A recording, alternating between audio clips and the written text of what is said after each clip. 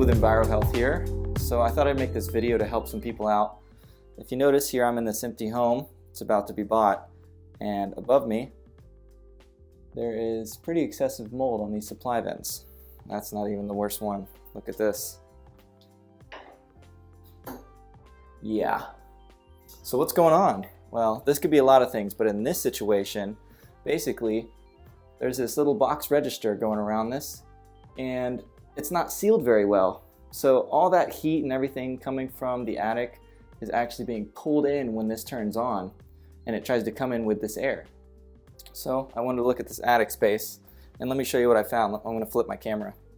All right, so if you notice here, there is a return box, return plenum, and this is bringing in the air to be recirculated. So this air is a lot warmer than the air that's coming out of the rest of the home. Now, notice where this goes. Okay, so this is that warm air coming out, right? What's this? Well, that's the cold air going into the supply vents. Now, what's the problem? Well, this warm air is sitting right below this cold air. If I run my hand like this, moisture, and it's just like that in a lot of different spots in this attic space. So you're creating condensation, you're creating mold to grow, and it's going to be an issue in the future if it's not alleviated. So the simple fix is to actually just not allow these to touch. Just a little bit of space would even help.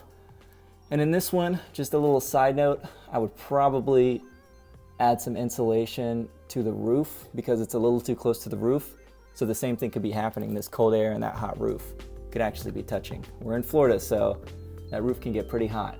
All right, so between fixing those two problems, making sure these supply vents are nice and tight, no attic air is actually getting into the home, and then of course making sure we're not creating condensation up in the attic, especially if it's getting leaked into the house, making sure the house is neutrally pressurized or slight positive pressure, one of those things would probably be good here in Florida, then we'll probably alleviate a lot of these problems. Of course, we still want to remedy the problem currently at hand, we don't want to leave mold sitting here, but we did some air samples inside before I opened up the attic, and all I have to do is do the one outside. We're going to send it off to a lab, see what they say.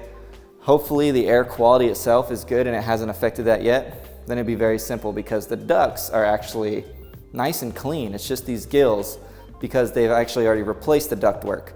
They did that about a month ago. I don't know why they didn't figure out these problems in the attic, but this is something that can actually be alleviated pretty simply. If you have any questions or have a problem similar to this, feel free to leave a comment below and I'll see what I can do to help.